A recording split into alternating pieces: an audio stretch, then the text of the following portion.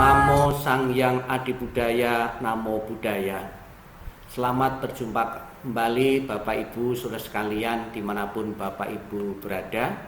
Segenap para upasaka dan upasika yang berbahagia, ataupun para simpatisan umat Buddha yang berkenan mengikuti video-video kami yang berisi tentang renungan-renungan agama Buddha. Namun sekalipun renungan ini berasal dari sabda-sabda Buddha maupun para bodhisattva atau para makhluk suci, namun sebetulnya sabda-sabda Buddha maupun para suci ini bersifat universal, bisa dipraktekkan oleh siapapun yang berkenan dan akan membantu menolong mengatasi penderitaan-penderitaan ataupun bisa menjawab beberapa problema kehidupan, persoalan-persoalan kehidupan, terutama yang berkaitan dengan kehidupan sehari-hari maupun kehidupan-kehidupan yang lain yang kadang-kadang kita rasakan bahwa kehidupan itu cukup pengap. Kadang-kadang kita rasakan kehidupan ini cukup sumpek karena bermacam-macam beban kehidupan yang memang beban kehidupan ini terus-menerus kita rasakan setiap hari, lebih-lebih di saat masa pandemik ini, di mana masyarakat kebanyakan saat ini berada di rumah sudah berminggu-minggu bahkan berbulan-bulan karena masa pandemik ini disarankan oleh pemerintah tetap berada di rumah. Namun seiring perjalanan waktu dan lihat kondisi di lingkungan masyarakat dan perkembangan adanya wabah virus corona ini, masa saat ini sudah dilonggarkan atau PSBB. Mudah-mudahan Bapak Ibu sekalian, sekalipun masa PSBB sudah dilonggarkan, Bapak Ibu tetap patuh dan taat kepada protokol kesehatan yang tentunya juga akan meminimkan akibat dari corona ini. Bapak Ibu saudara sekalian yang saya hormati, seperti biasanya kami menyampaikan renungan yang berkaitan dengan Avalokitesvara atau Kuan Yin Pusat Mohosat, yang pada kesempatan ini saya juga akan melanjutkan, yaitu tentang ajaran-ajaran beliau, ajaran-ajaran atau dharma yang pernah disampaikan oleh Avalokitesvara. Sejak beliau mencapai pencerahan, belum mempunyai kemampuan yaitu memberikan permata-permata dharma. Permata ini adalah sangat berharga apabila kita pelihara, kita praktekkan dalam kehidupan ini. Semoga Bapak Ibu saudara sekalian mempunyai kondisi yang baik untuk menerima permata-permata dharma atau ajaran-ajaran Kuan Yin Pusat Mohosat ini. Ada 20 ajaran welas asih Kuan Yin Pusat Mohosat. Namun karena terlalu banyak kalau saya berikan sekaligus, maka saya akan memberikan beberapa dahulu, kemudian kita bisa sambung di hari-hari berikutnya. Bapak Ibu saudara sekalian yang saya hormati, di dalam ajaran welas asih Kuan Yin Pusat Mohosat, yang pertama Kuan Yin Pusat Mohosat mengatakan, jika orang lain membuatmu susah, anggaplah itu tumpukan rezeki. Saya ulangi lagi biar paham. Jika orang lain membuatmu susah, anggaplah itu tumpukan rezeki. Kuan Yin Pusat Mohosat dalam ajaran ini yang pertama ini menekankan pada kesabaran, ya. Tidak bisa dipungkiri dalam kehidupan kita sehari-hari bahwa kita sering direndahkan oleh orang lain, bahwa seringkali kita mendapatkan kesulitan-kesulitan. Kesulitan-kesulitan itu antara lain adalah dari pengaruh orang lain. Di saat kita menghadapi satu kesulitan, suatu persoalan ini yang datangnya dari orang lain, kita jangan sampai mempunyai pikiran untuk membalas keburukan-keburukan atau kejahatan-kejahatan atau perbuatan-perbuatan yang tidak layak, tidak pantas kita berikan kepada orang lain. Justru di saat kita disusahkan oleh orang lain, dirugikan orang lain, sebagai umat Buddha dan juga sebagai umat Kuan Yin Pusat Mosat, hendaknya segala sesuatu yang merugikan, yang menyusahkan itu kita anggap sebagai tumpukan rezeki-rezeki. Dengan kata lain, ini adalah rezeki yang tertunda. Atau dengan kata lain, ini adalah satu bentuk ujian bagi kita, tingkat kesabaran kita sampai di mana. Dengan memahami ajaran Kuan Yin Pusat Mosat ini, saya yakin apabila kejahatan tidak dibalas dengan kejahatan, kemudian kita disulitkan orang lain, kita pun juga tidak akan menyulitkan orang lain. Yakinlah bahwa ini jauh lebih tenang dan lebih bahagia. Pertentangan atau benih-benih perpecahan di antara kita, di antara sesama, di lingkungan masyarakat itu akan mereda bahkan hilang kalau masing-masing mempunyai atau menganggap ini adalah tumpukan-tumpukan rezeki bagi kita. Kita sadari sebagai umat Buddha bahwa segala sesuatu yang terjadi pada kita itu bukan karena kebetulan. Kenapa saat ini kita disusahkan? Kenapa saat ini mengalami kesulitan? Kenapa orang ini begitu ketemu dengan saya mempunyai rasa benci, rasa tidak nyaman? Ini karena adalah membawa benih-benih kehidupan masa lampau.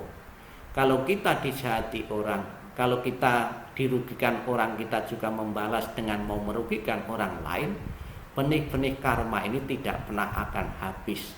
Maka Kuan Yin Pusat Mosat memberikan saran, memberikan dharma yang sangat berharga. Kita disuruh menganggap sebagai tumpukan rezeki.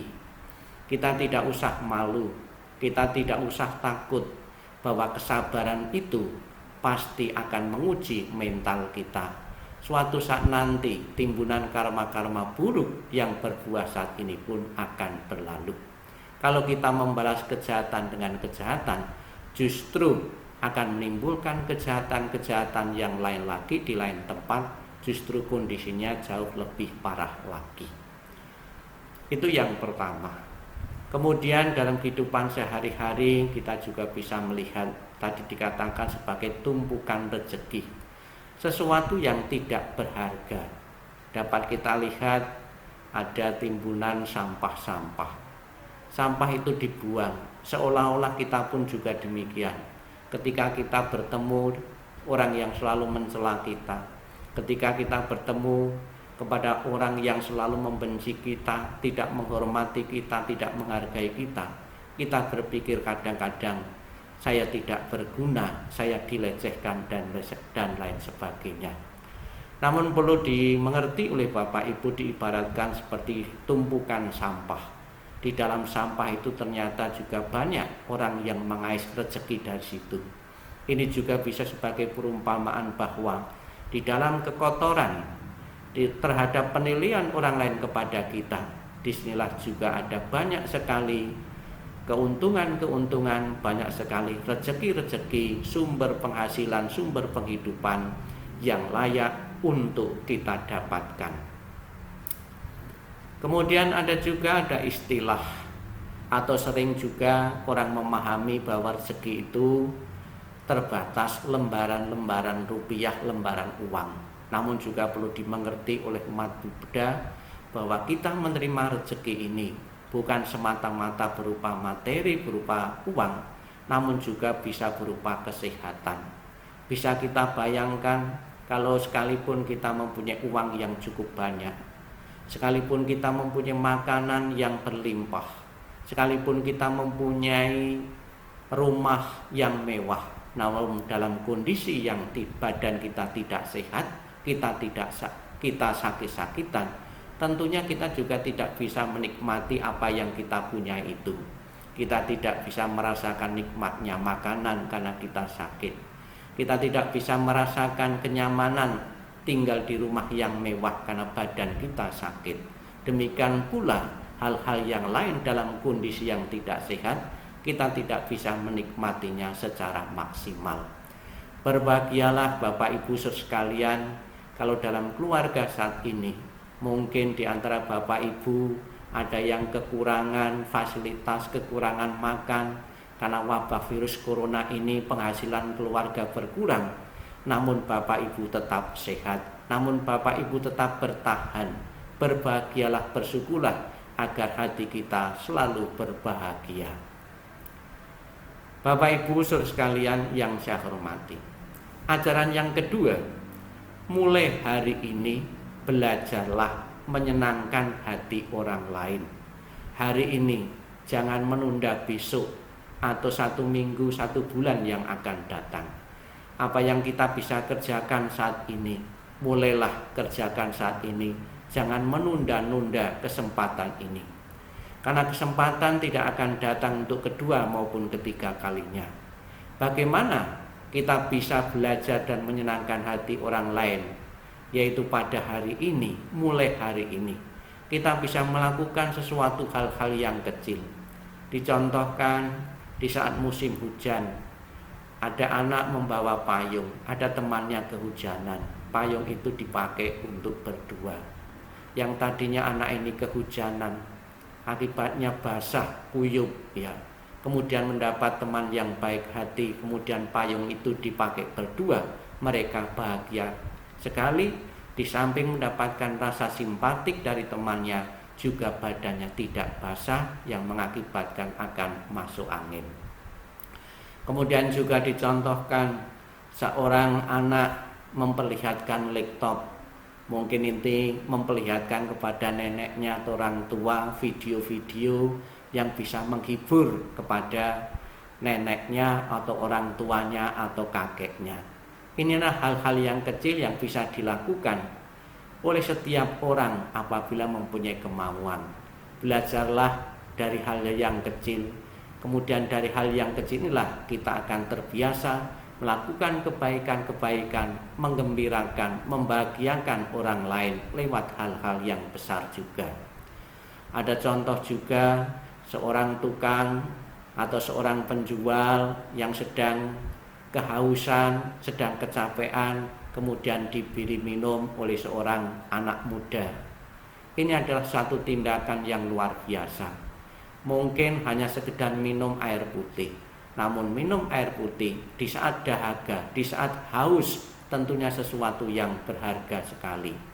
Marilah Bapak Ibu sekalian, dimanapun Bapak Ibu berada, hendaknya kita selalu tergerak hatinya untuk mengikuti ajaran Kuan Yin ini, mulai dari hal-hal yang kecil, hal-hal yang sederhana. Mungkin bagi Bapak Ibu sekalian, hal yang kecil, hal yang sederhana ini mungkin tidak berarti, namun setelah kita berikan kepada orang lain, sungguh besar manfaatnya. Mungkin dari air putih, mungkin makanan, atau 1 bungkus sari mie atau super mie, maupun makanan kecil, maupun uang 1.000, 2.000, mungkin kecil artinya bagi Bapak Ibu, namun ketika diberikan kepada orang-orang yang benar-benar saat itu membutuhkan, sangat luar biasa manfaatnya, nilainya. Dengan kebaikan-kebaikan yang kecil inilah kita dilatih untuk tidak melekat, untuk peduli kepada sesama-sesama kita yang memerlukan perhatian kita. Kemudian juga melakukan kebajikan atau membuat bahagia orang lain, teman itu bukan sekedar memberi materi, namun juga memberikan penghiburan.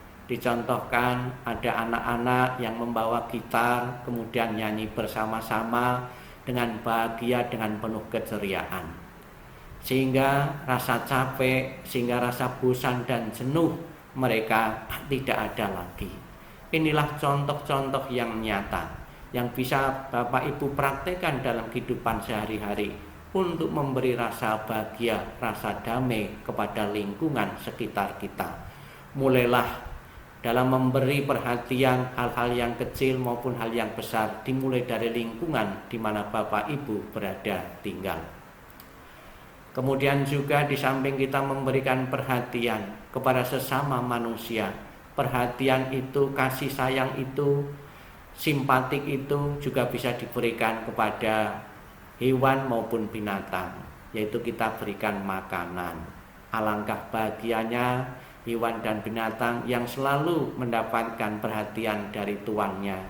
Alangkah bahagianya hewan dan binatang yang selalu mendapat perhatian dari orang. Ini menunjukkan bahwa welas asih dan cinta kasih yang ingin kita kembangkan bukan saja terbatas kepada sesama manusia, namun juga kepada semua makhluk hidup, kepada hewan maupun binatang, baik yang ada di dekat kita maupun yang jauh dari kita, baik mereka yang telah lahir maupun yang pernah lahir. Ini adalah ungkapan cinta kasih yang universal yang pernah disabdakan oleh Sang Buddha di dalam khotbah Karanea Metta Sutta. Yang ketiga, jika kamu merasa pahit dalam hidupmu dengan suatu tujuan, itulah bahagia. Kita mempunyai sebuah harapan, kita mempunyai impian, kita mempunyai cita-cita. Di saat kita menggapai meraih cita-cita dan impian itu, kita kadang-kadang merasa pahit kehidupan ini, merasa capek dalam meraihnya, merasa susah, begitu beban itu berat sekali. Namun di balik kepahitan kehidupan ini, di balik kesusahan, di balik jerih payah kita yang luar biasa ini, ada satu kebahagiaan yang menanti. Jangan pernah putus asa Bapak Ibu apabila cita-cita dan harapan-harapan Bapak Ibu saat ini belum tercapai. Bersabarlah sambil kita berusaha.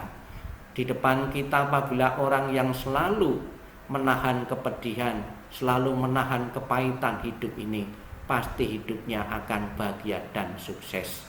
Karena di dalam kepahitan itu ada nilai-nilai manfaat yang besar sekali. Ada zat-zat yang berguna untuk membangun perkembangan kejiwaan kita atau kedewasaan kita.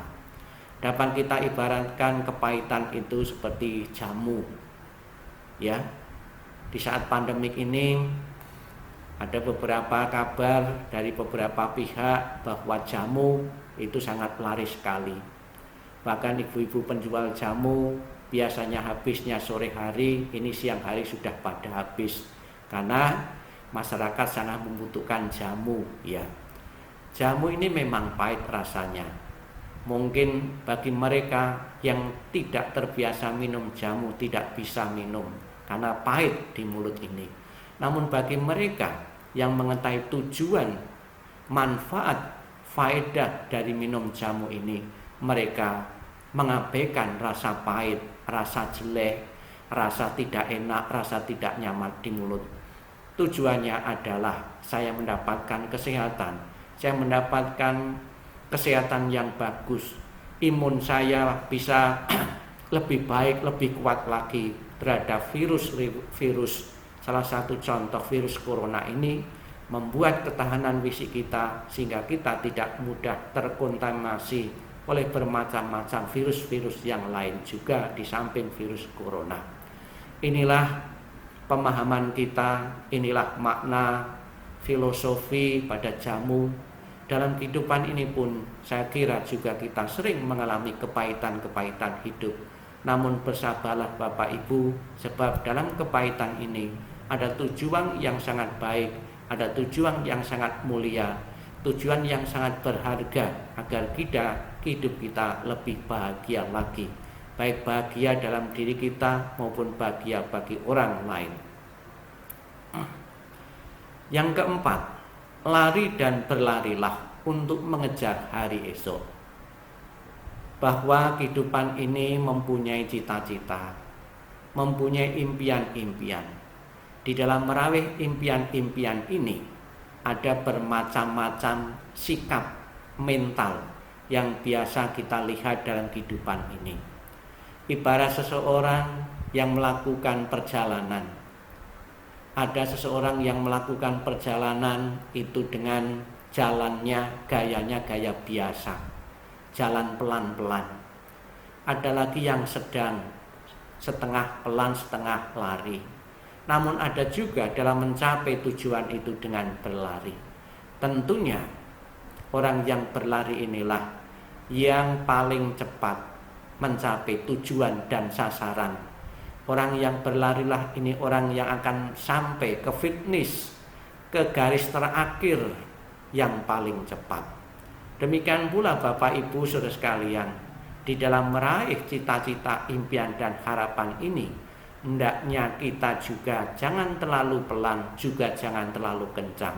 Sebab kedua-duanya, apabila kita jalan terlalu pelan, tentunya juga impian dan harapan itu jauh sekali, masih lama sekali dicapai, bahkan ketinggalan dengan orang-orang yang lain. Demikian pula kalau terlalu kencang, tentunya kita kehabisan tenaga dan bisa berakibat fatal. Belajarlah Bapak Ibu dari orang berjalan, dari orang berlari.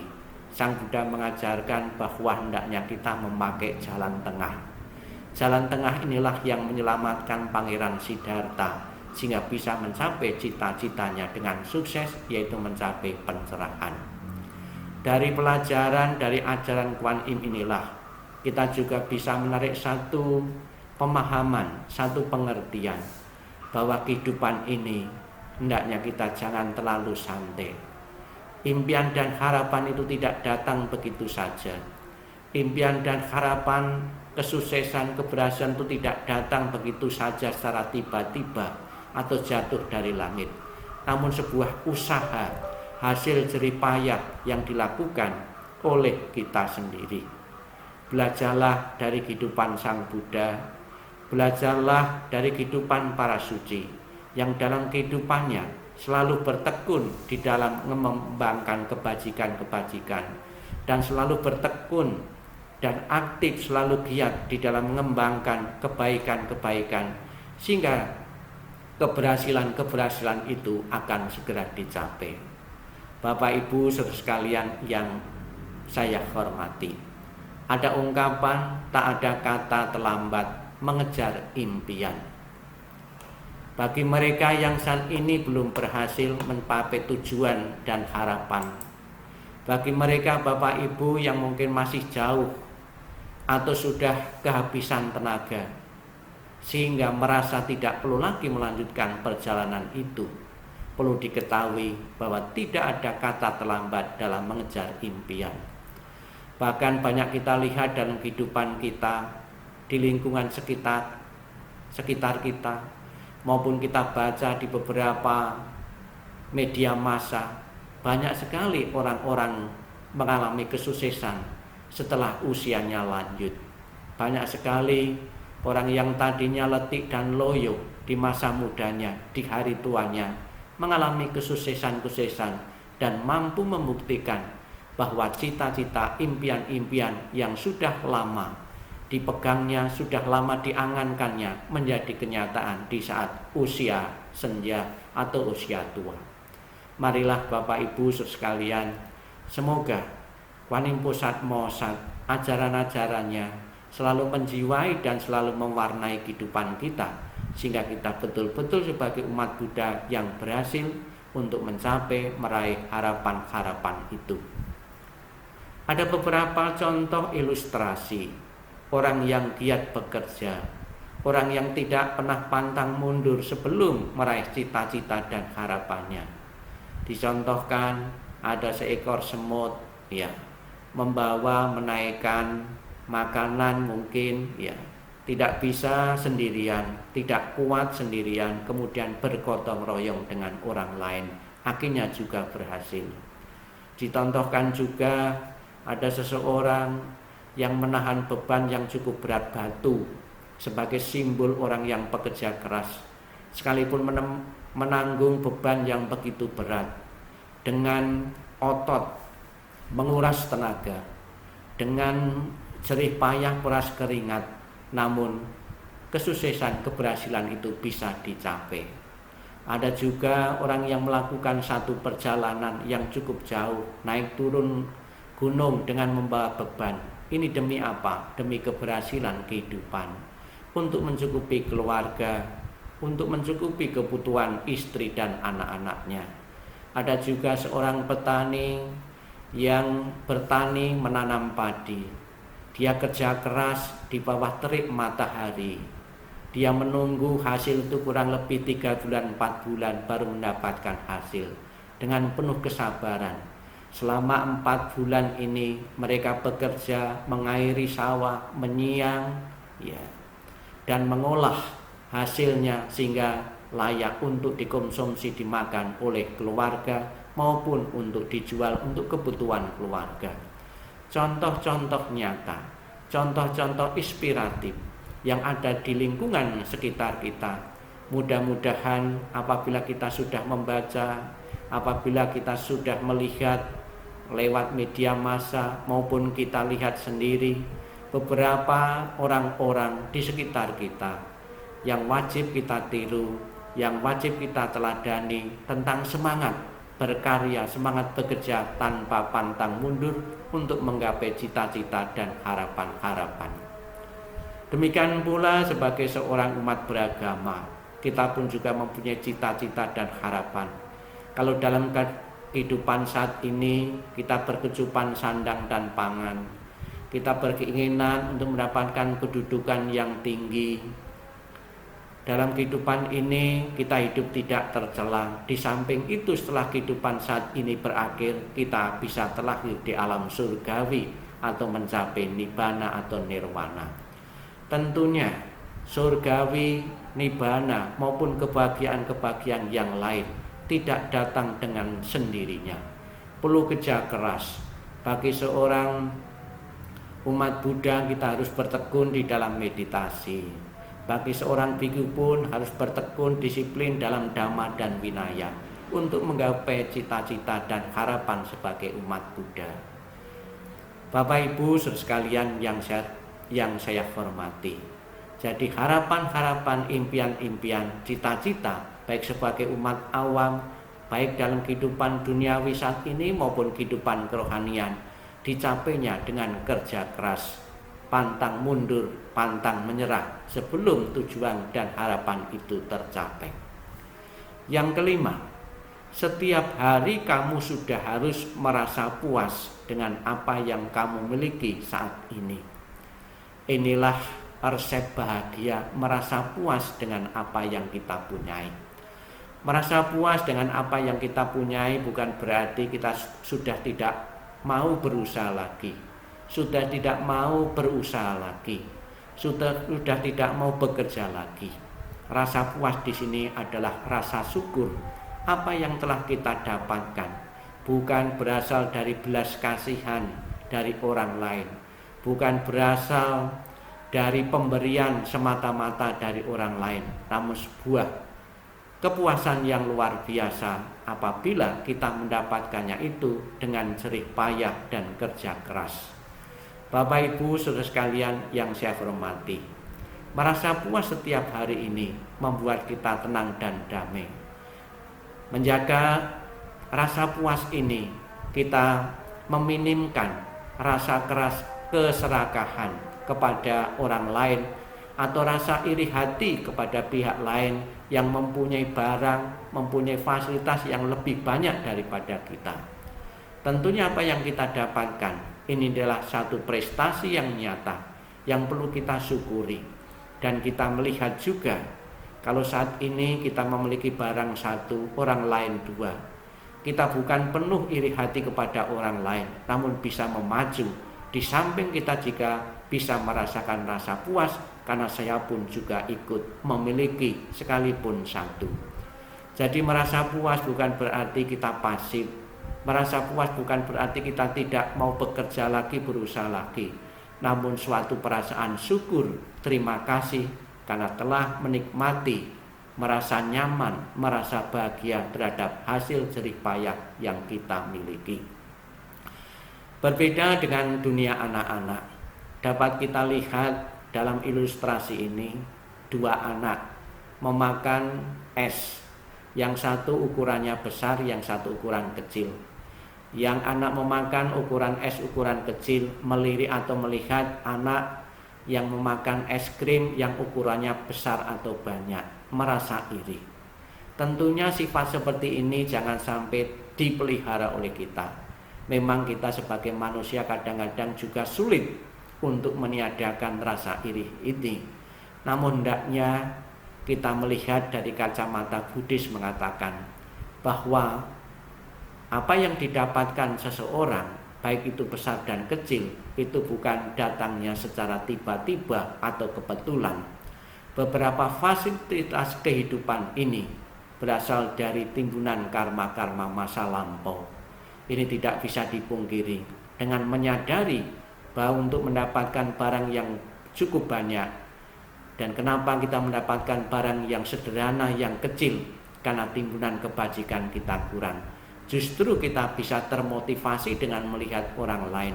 Justru kita bisa terpacu dengan melihat orang lain menambah kebajikan-kebajikan, sehingga rezeki kita, sehingga fasilitas kehidupan yang kita dapatkan jauh lebih besar lagi, lebih banyak lagi, bukan dengan mengembangkan rasa iri hati. Demikian pula di dalam keuangan, ada orang yang serakah, tidak pernah puas untuk mencari, mengejar keuangan. Uang yang didapatkan belum bisa dinikmati atau tidak mau menikmati. Dia mengejar kekayaan materi terus-menerus, tidak ada rasa syukur, yang dikembangkan keserakahan. Inilah orang-orang yang tidak pernah bahagia. Inilah contoh orang-orang yang tidak pernah puas, selalu mengembangkan keserakahan. Akibatnya dirinya kecapean, kelelahan, dan akhirnya dia akan mati, tidak membawa kebajikan-kebajikan apapun selain mengembangkan keserakahan. Keserakahan ini tidak berhenti di saat seseorang meninggal. Dia akan berlanjut terus dalam kelahiran-kelahiran berikutnya. Semoga Bapak Ibu sekalian, dengan kita mengenal ajaran Sang Buddha, keserakahan itu bisa kita kikis dengan praktek berderma. Keserakahan, kerakusan terhadap makanan, terhadap materi, terhadap uang itu bisa kita kikis dengan melakukan derma atau menyumbang, berdonasi kepada pihak-pihak yang memerlukan. Lebih-lebih di saat pandemik ini, banyak lingkungan masyarakat sekitar kita yang sangat membutuhkan uluran tangan kita. Semoga dengan materi yang kita dapatkan saat ini, Bapak Ibu tidak lupa untuk membagi kepada orang lain, untuk melatih diri kita agar kita tidak serakah kepada materi, terhadap makanan maupun terhadap benda apapun. Itulah Bapak Ibu 5 hal yang disabdakan oleh Sang Buddha, hendaknya bisa kita camkan, hendaknya bisa kita praktekkan dalam kehidupan ini, sehingga benar-benar kita akan merasa tenang dan bahagia, merasa puas. Kita sebagai murid Sang Buddha, murid Kwan Im Posat yang selalu mengembangkan cinta kasih dan kasih sayang kepada semua makhluk hidup. Sabbi Satta Bhavantu Sukhitata. Semoga semua makhluk hidup berbahagia dan sejahtera. Sadu, sadu, sadu.